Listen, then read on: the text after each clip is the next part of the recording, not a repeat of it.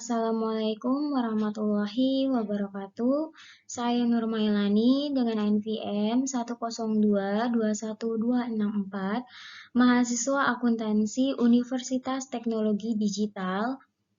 Di sini saya akan memaparkan materi sebagai syarat evaluasi akhir semester dari mata kuliah Sistem Informasi Akuntansi, yang mana di sini saya akan memaparkan tentang sistem akuntansi penggajian dan pengupahan pada PTJS Jakarta.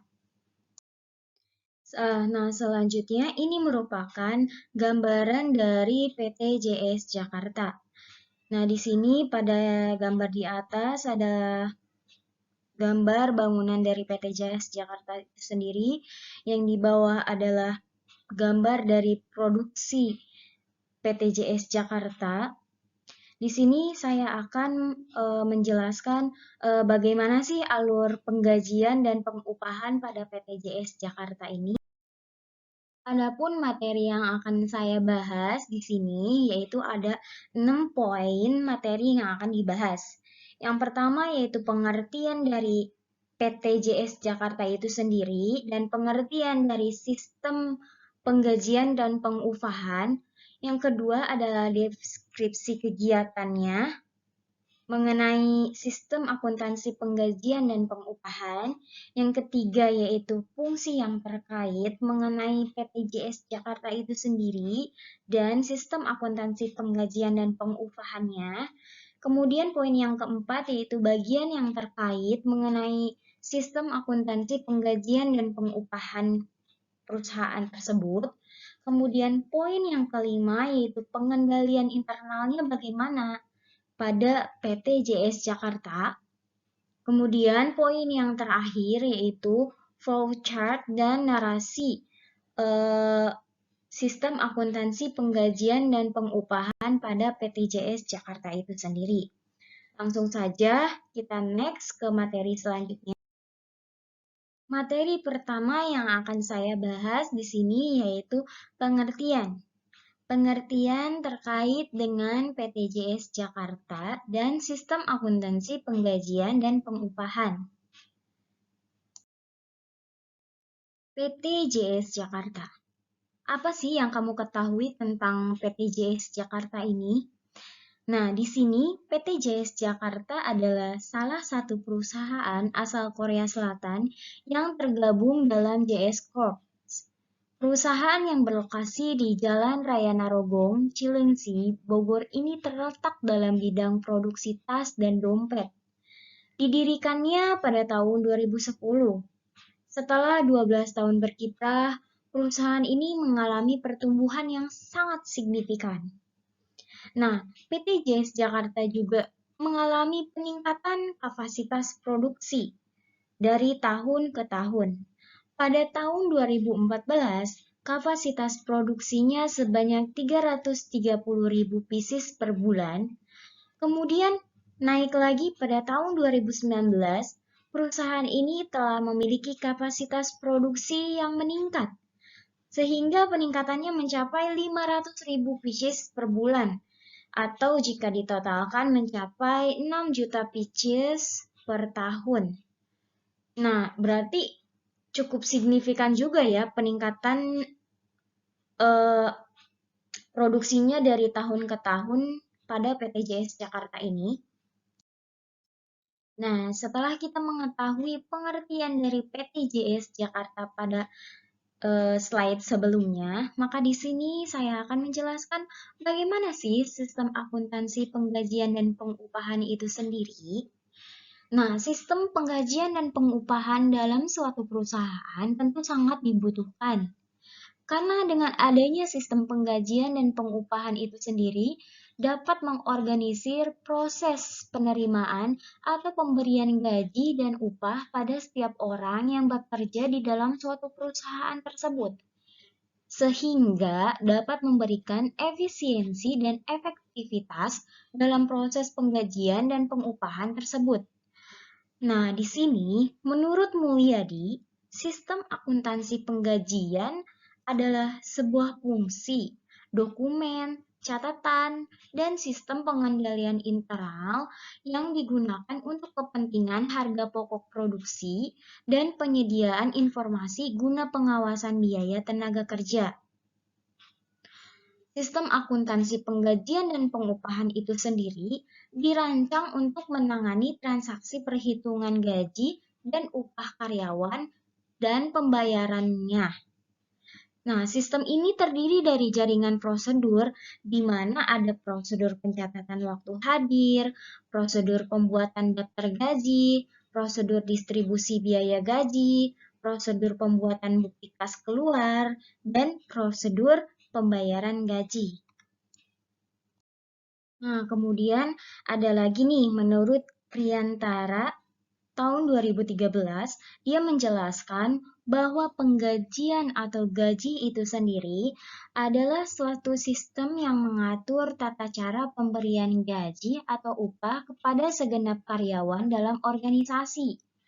Di samping itu, gaji dan upah dikenal pula dengan istilah penghasilan bersih atau juga disebut dengan imbal jasa. Nah, pengupahan itu sendiri atau upah, di sini Priantara menjelaskan bahwa upah adalah hak yang dimiliki oleh pekerja atau karyawan yang diterima dan dinyatakan dalam bentuk uang sebagai bentuk imbalan dari pengusaha atau pemberi kerja kepada pekerja yang ditetapkan dan dibayarkan menurut suatu perjanjian kerja, kesepakatan, atau peraturan perundang-undangan, termasuk juga tunjangan bagi pekerja dan keluarganya atas suatu pekerjaan atau jasa yang telah atau akan dia lakukan. Nah, selain itu, sistem akuntansi penggajian dan pengupahan merupakan sebuah sistem akuntansi dan pengupahan dalam perusahaan jasa konstruksi yang melibatkan 3 fungsi, yaitu fungsi karyawan, keuangan, dan fungsi akuntansi. Nah, dapat disimpulkan ya teman-teman, bahwa dalam proses penggajian dan pengupahan itu membutuhkan banyak dokumen-dokumen atau prosedur-prosedur dalam pelaksanaannya. Oleh karena itu, sangat diperlukan dibuatnya sistem informasi akuntansi penggajian dan pengupahan di setiap perusahaan atau organisasi yang efektif dan efisien, baik itu dalam proses pelaksanaannya. Dapat disimpulkan juga bahwa sistem informasi akuntansi penggajian dan pengupahan merupakan suatu sistem yang dirancang untuk membuat informasi-informasi tentang penggajian dan pengupahan. Nah, di mana disusun dan dilaksanakan secara sistematis sesuai dengan sistem akuntansi yang baik dan benar. Next, kita masuk ke poin yang kedua. Di sini poin yang kedua, kita akan membahas mengenai deskripsi kegiatan pada PT JS Jakarta dan sistem akuntansi penggajian dan pengupahannya itu sendiri. Nah, selanjutnya, setelah kita mengetahui pengertian dari PT JS Jakarta itu sendiri pada slide awal, maka di sini apa sih yang PT JS Jakarta itu sendiri produksi? Sejak awal pendirian, perusahaan ini memproduksi berbagai macam tas dan dompet untuk merek-merek terkenal di dunia. Di antaranya seperti Guess, DKNY, Calvin Klein, Michael Kors Collection, and Michael Kors, Kate Spade, dan merek-merek lainnya. Kemudian, ekspansi apa saja sih yang dilakukan PT JS Jakarta? Di Indonesia, JS Corps tidak hanya mendirikan entitas perusahaannya di Jakarta saja. Baru-baru ini, PT JS Jakarta melakukan ekspansi dengan menambahkan cabangnya yaitu di Boyolali. Hal ini dilakukan lantaran perusahaan harus melakukan ekspansi karena peningkatan kebutuhan produksi. Seperti yang sudah dijelaskan di awal tadi, bahwa dari tahun ke tahun produksi pada PT JS Jakarta ini meningkat. Maka PT JS Jakarta memutuskan untuk melakukan ekspansi. Nah, meskipun di masa pandemi kemarin, CS Corp tetap bangkit meskipun banyak dampak negatif yang dirasakan oleh berbagai sektor usaha. Meskipun saat ini belum stabil sepenuhnya, namun volume pekerjaan di sektor industri garmen ini sudah beroperasi secara bertahap.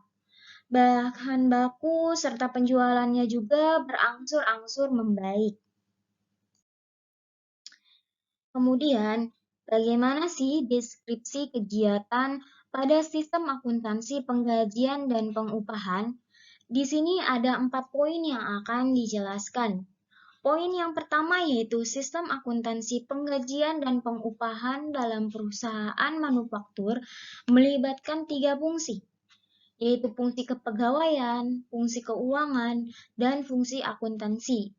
Yang kedua yaitu fungsi kepegawaian bertanggung jawab dalam pengangkatan karyawan, penetapan jabatan itu sendiri, penetapan tarif gaji dan upah karyawannya bagaimana, promosi dan penurunan pangkatnya, mutasi karyawan, penghentian karyawan dan pekerjaannya, dan penetapan berbagai tunjangan kesejahteraan karyawan, serta penghitungan gaji dan upah karyawan. Poin yang ketiga yaitu fungsi keuangan, yang dimana bertanggung jawab atas pelaksanaan pembayaran gaji dan upah, serta berbagai tunjangan dan kesejahteraan karyawan. Dan yang keempat yaitu poin akuntansi, bertanggung jawab atas pencatatan biaya tenaga kerja dan distribusi biaya tenaga kerja untuk kepentingan perhitungan harga pokok dan penyediaan informasi guna pengawasan biaya tenaga kerja. Lanjut, poin yang ketiga yang akan dijelaskan yaitu fungsi yang terkait dalam sistem akuntansi penggajian dan pengupahan pada PT JS Jakarta. Nah, selanjutnya yaitu fungsi-fungsi yang terkait dalam sistem akuntansi penggajian dan pengupahan pada PT JS Jakarta. Sebelum itu, fungsi-fungsi umum yang terkait dengan sistem akuntansi penggajian dan pengupahan tentulah sangat diperlukan ketetapan dalam pemilihan fungsi yang nantinya akan digunakan. Jangan sampai ada fungsi yang telah dipilih, namun dalam penggunaan fungsi tersebut kurang efektif dan efisien, sehingga fungsi tersebut nantinya akan mengganggu dalam sebuah penerapannya. Namun, fungsi tersebut bisa digantikan dengan fungsi lainnya. Nah, berikut ini akan saya jelaskan fungsi-fungsi dalam sistem akuntansi penggajian dan pengupahan pada PT JS Jakarta. Poin yang pertama yaitu bagian akuntansi. Nah, bagian akuntansi ini bertugas untuk membuat rekap daftar hadir karyawan, daftar gaji karyawan, slip gaji, lembar penerimaan gaji, bukti kas keluar, dan bertanggung jawab mencatat transaksi-transaksi penggajian pada jurnal umum dan buku besar. Kemudian poin yang kedua yaitu ada direktur. Direktur ini berwenang dalam proses pembayaran gaji pokok karyawan pada PT JS Jakarta, di mana dia melakukan transfer gaji pokok, tunjangan jabatan, dan premi hadir ke rekening masing-masing karyawan, serta mentransfer biaya pendapatan per bulan ke rekening bagian akuntansi melalui e-banking atau electronic banking. Fungsi yang ketiga yaitu ada fungsi kepegawaian. Nah, fungsi ini sudah berjalan dengan baik pada PT JS Jakarta. Namun, masih diperlukan pengembangan kemampuan sumber daya manusia untuk mereka yang bertugas mengelola data sistem informasi akuntansi penggajian dan pengupahan itu sendiri. Poin yang keempat yaitu ada fungsi pencatat waktu. Pencatat waktu yang ada telah dilakukan dengan sangat baik, karena di PT JS Jakarta ini telah menggunakan sistem fingerprint, di mana dilakukan dengan menempelkan jari atau sidik jari sebagai tanda hadir pegawai. Nah, sistem fingerprint ini sangat berguna dan bermanfaat karena dapat menghindari terjadinya kecurangan-kecurangan dalam absensi. Sehingga seperti adanya penitipan tanda tangan pegawai, di mana pegawai tersebut sebenarnya tidak hadir, namun di daftar hadir, memiliki tanda bahwa pegawai tersebut hadir. Nah, kecurangan-kecurangan seperti ini yang harus kita hindari atau yang harus perusahaan-perusahaan hindari. Maka perusahaan PT JS Jakarta ini sudah sangat baik dengan menerapkan pinjat print. Poin yang kelima yaitu ada fungsi pembuat daftar gaji dan upah, di mana di sini bertanggung jawab untuk membuat daftar gaji dan upah yang berisi penghasilan bruto yang menjadi hak dan berbagai potongan yang menjadi beban setiap karyawan selama jangka waktu pembayaran gaji dan upah. Selanjutnya yaitu poin ke-6 yaitu ada fungsi akuntansi. Di sini fungsi akuntansi ada 3. Yang pertama yaitu bagian utang. Bagian ini memegang fungsi pencatat utang yang dalam sistem akuntansi penggajian dan pengupahan bertanggung jawab untuk memproses pembayaran gaji dan upah seperti yang tercantum dalam daftar gaji dan upah. Bagian ini menerbitkan bukti kas keluar yang memberi otorisasi kepada fungsi pembayaran gaji dan upah untuk membayarkan gaji dan upah kepada karyawan seperti yang tercantum dalam daftar gaji dan upah tersebut. Kemudian bagian yang kedua yaitu bagian kartu biaya. Bagian ini seperti apa sih?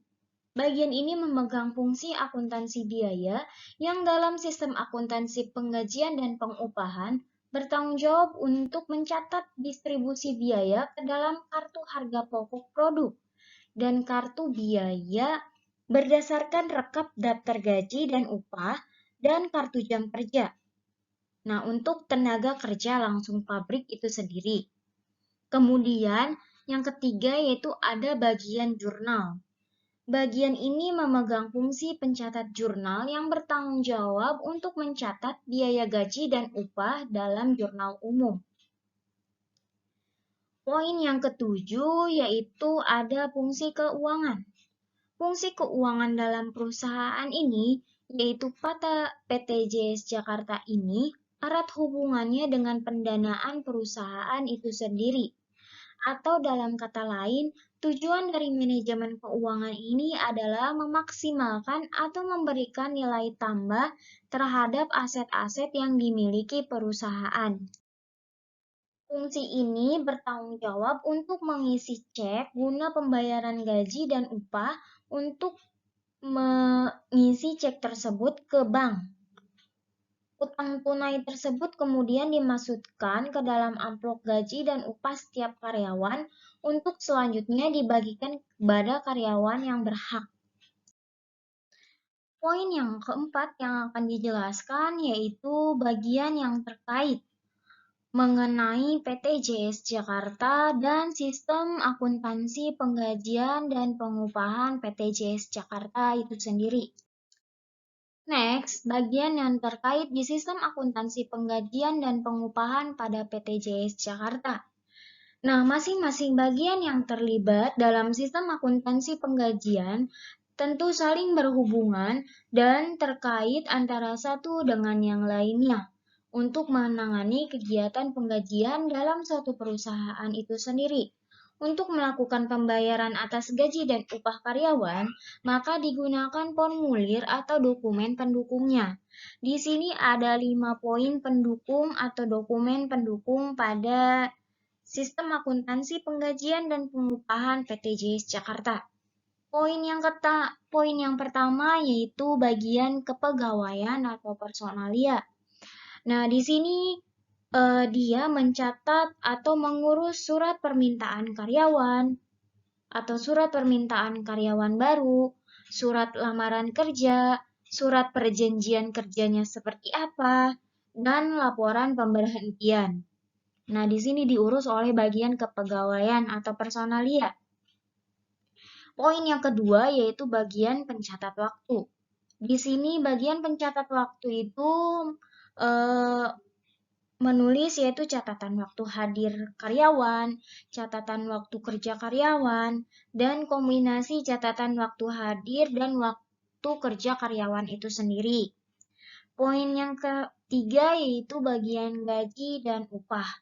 Di sini bagian gaji dan upah yaitu melakukan daftar gaji atau cek register, cek gaji atau amplop gaji, atau melakukan laporan gaji karyawan, dan juga mencatat gaji karyawan. Poin yang keempat yaitu perhitungan pajak penghasilan karyawan direkonsiliasi dengan kartu penghasilan karyawan itu sendiri. Dan yang terakhir yaitu kartu penghasilan karyawan disimpan oleh fungsi pembuat daftar gaji dan upah. Kemudian, dokumen-dokumen apa lagi sih yang digunakan dalam sistem akuntansi penggajian dan pengupahan? Di sini ada 8 poin. Yang pertama yaitu ada daftar hadir karyawan. Data yang diperoleh dari sistem absensi ini mencakup jam kedatangan dan kepulangan pegawai yang ada. Dari absensi ini juga bisa diketahui penyebab ketidakhadiran seorang karyawan, apakah dia sakit atau izin karena suatu keperluan. Adanya data ini juga dapat memudahkan pemilik usaha dalam menghitung jumlah gaji yang diperoleh setiap pegawai. Beberapa perusahaan yang sudah menerapkan sistem absensi canggih berbasis teknologi, jam lembur pegawai juga bisa secara otomatis terdata. Dengan begitu, nilai uang lembur juga akan langsung masuk saat proses penghitungan gaji di akhir bulan. Yang kedua, ada rekap daftar hadir karyawan. Laporan ini juga berisikan informasi tentang waktu hadir dan pergi karyawan, termasuk keterlambatan karyawan itu sendiri. Secara umum, dalam laporan ini biasanya akan mencatat beberapa data terkait kehadiran karyawan, seperti data cuti atau izin karyawan, data karyawan datang dan pulang, mencatat data karyawan datang terlambat, dan pada kasus sistem online akan terdapat fitur pendukung remote working.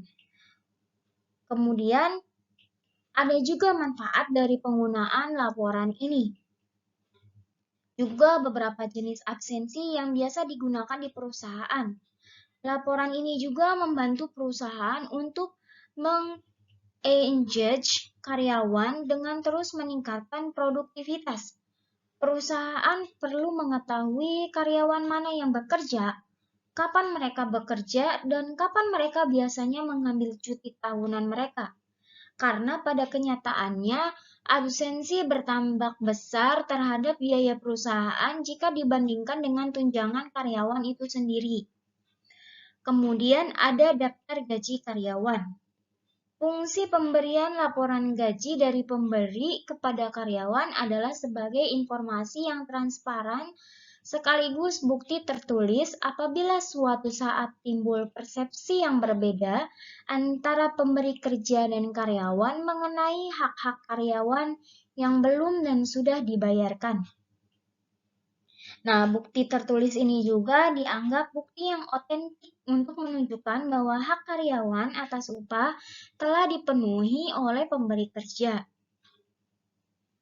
Selanjutnya ada selip gaji. Selip gaji ini adalah bukti pembayaran upah itu sendiri. Nah, dokumen ini disusun bersamaan dengan penggajian, sehingga tanggal yang tertera pada slip gaji juga merupakan tanggal upah yang dibayarkan secara langsung melalui bank atau e-banking. Dengan diserahkannya slip gaji, maka perusahaan sudah memenuhi hak karyawan paling pokok, yaitu membayar upah. Laporan gaji karyawan atau yang sering juga disebut dengan slip gaji merupakan bukti otentik yang informasi resmi pembayaran gaji dari pemberi kerja kepada karyawan. Pada laporan utuh ini biasanya tertera rincian penghasilan sekaligus potongan-potongan dari perusahaan, seperti potongan PPh 21, potongan BPJS, potongan ketenagakerjaan, potongan jaminan kesehatan, dan potongan lainnya. Sehingga karyawan dapat mengetahui secara transparan penghasilan neto yang diterimanya. Kemudian dokumen pendukung perubahan gaji dan upah. Dokumen ini umumnya dikeluarkan oleh fungsi kepegawaian berupa surat keputusan yang bersangkutan dengan karyawan. Next, ada kartu jam hadir. Dokumen ini digunakan oleh fungsi pencatat waktu untuk mencatat jam hadir setiap karyawan di perusahaan. Catatan jam hadir ini dapat berupa daftar hadir biasa atau berbentuk kartu hadir yang diisi dengan mesin pencatat waktu. Kemudian, ada kartu jam kerja. Dokumen ini digunakan untuk mencatat waktu yang dikonsumsi oleh tenaga kerja langsung guna mengerjakan pesanan tertentu. Dokumen ini diisi oleh mandor atau pimpinan dan diserahkan ke fungsi pembuat daftar gaji dan upah untuk distribusi biaya upah langsung kepada setiap jenis produk. Next, yang terakhir ada bukti kas keluar. Dokumen ini merupakan perintah pengeluaran uang yang dibuat oleh fungsi atau departemen keuangan berdasarkan informasi dalam daftar gaji dan upah yang diterima dari fungsi pembuat daftar gaji dan upah. Keseluruhan dokumen-dokumen tersebut harus disiapkan agar proses sistem informasi penggajian dan pengupahan dilaksanakan secara efektif dan efisien. Selanjutnya, poin yang kelima yang akan dibahas yaitu pengendalian internal terkait sistem akuntansi penggajian dan pengupahan pada PT JS Jakarta. Nah, bagaimana sih sistem pengendalian internalnya? Yang pertama yaitu ada struktur organisasi. Dalam sistem pengendalian yang baik, fungsi pembuat daftar gaji haruslah terpisah dari fungsi pencatat waktu. Begitu juga dengan fungsi keuangan dan juru bayar yang harus terpisah agar tidak mengakibatkan kecurangan. Oleh karena itu, saya mengusulkan penambahan sub-bagian admin keuangan yang bertugas mengelola keuangan dan pencatat waktu. Yang kedua, ada sistem otorisasi pencatatan. Dengan adanya dokumen-dokumen dalam sistem informasi akuntansi penggajian yang digunakan sebagai bukti penting yang berkaitan dengan prosedur penggajian karyawan itu sendiri. Yang ketiga, ada praktek yang sehat. Di sini ada 3 poin, yaitu yang pertama, ketelitian dan kebenaran perhitungan daftar gaji dihitung kembali kebenarannya oleh bagian akuntansi sebelum melakukan pembayaran gaji kepada karyawan. Poin yang kedua yaitu pembayaran gaji pokok karyawan dilakukan dengan mentransfer uang gaji ke rekening masing-masing karyawan oleh direktur atau bagian keuangan melalui e-banking mandiri. Yang ketiga yaitu slip gaji dibuat rangkap 2. Lembar pertama disimpan oleh bagian akuntansi dan lembar keduanya diberikan kepada masing-masing karyawan. Nah, berdasarkan penjelasan sebelumnya, maka dapat ditarik kesimpulan bahwa sistem informasi akuntansi penggajian dan pengupahan pada pengendalian internal PT JS Jakarta harus dilakukan pengecekan kembali terkait perhitungan gaji atau pendapatan per bulan oleh bagian akuntansi sebelum dibayarkan ke masing-masing karyawan. Karena bagian akuntansi itu sendiri bertanggung jawab dalam pembuatan daftar gaji per bulan karyawan. Bagian akuntansi juga bertanggung jawab membuat slip gaji yang dibuat 2 rangkap, di mana lembar pertama disimpan oleh bagian akuntansi dan rangkap kedua diberikan kepada masing-masing karyawan. Poin yang keenam yang akan kita bahas yaitu mengenai flow chart atau alur bagan dan juga narasi pada PT JS Jakarta atau sistem akuntansi penggajian dan pengupahan pada PT JS Jakarta. Di sini ada alur bagan atau flowchart sistem akuntansi penggajian dan pengupahan pada PT JS Jakarta. Ada 4 bagian yang terkait, yaitu ada kepala departemen, ada bagian personalia, ada direktur, dan juga bagian keuangan. Langsung saja, dimulai dari kepala departemen menerima atau membuat catatan lembur karyawan pabrik. Setelah itu, setelah dibuat catatannya, kepala departemen akan menandatangani catatan lembur karyawan pabrik tersebut dan mengirim catatan itu ke bagian personalia. Bagian personalia menerima absensi karyawan melalui fingerprint dan juga catatan lembur karyawan pabrik dari kepala departemen.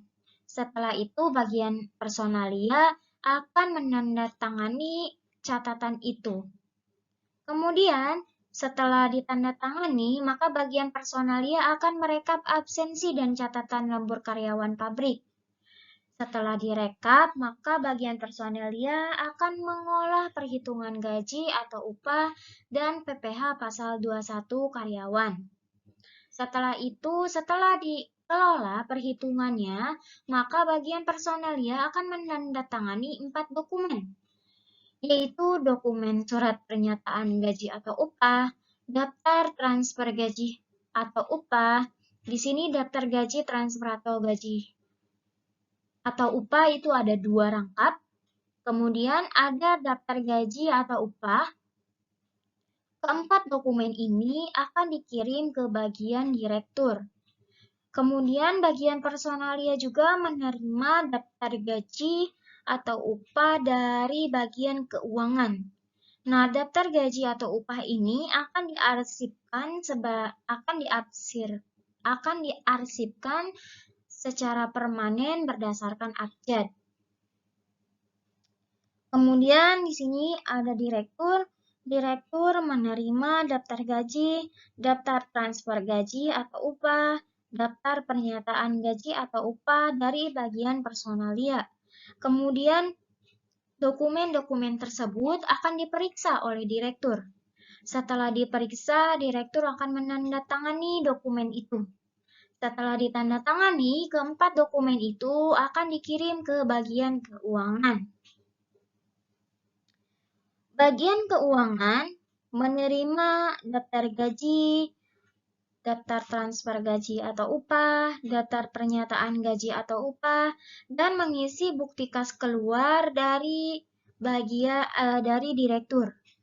Kemudian bagian keuangan akan menandatangani semua dokumen-dokumen tersebut dan rangkap pertama yaitu surat pernyataan gaji atau upah akan dikirim ke karyawan. Rangkap kedua yaitu daftar transfer gaji atau upah akan dikirim ke bank.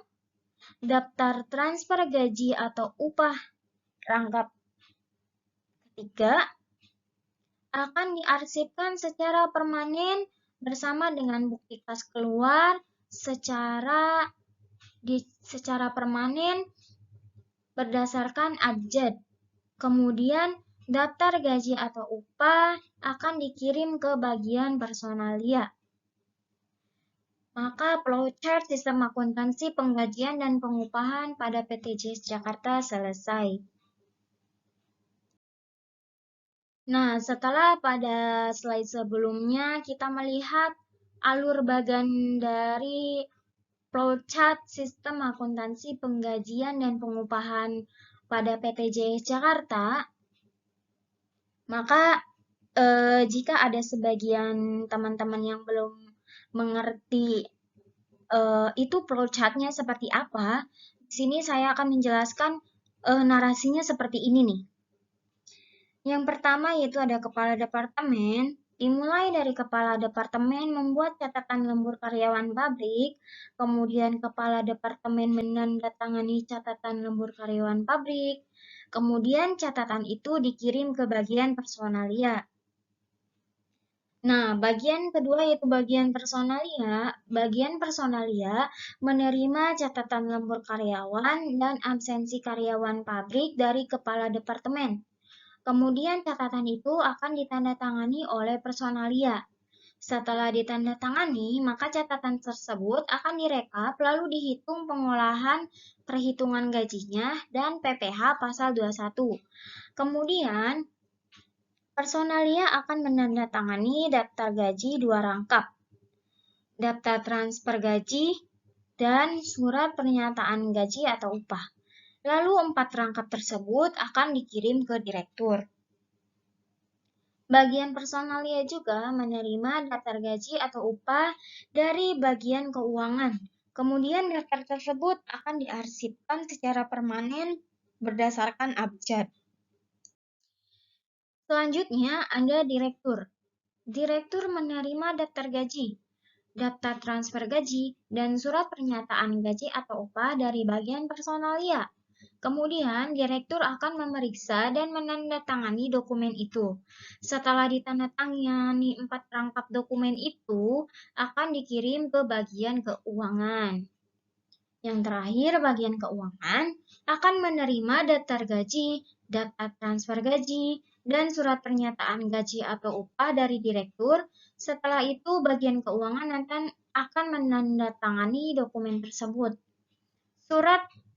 Dokumen surat pernyataan gaji akan diberikan kepada karyawan.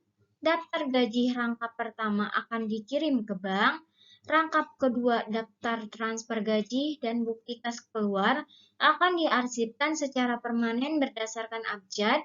Terakhir, daftar gajinya akan dikirim ke bagian personalia. Nah, ini adalah akhir dari penjelasan materi saya mengenai sistem akuntansi penggajian dan pengupahan pada PT JS Jakarta. Thank you for watching.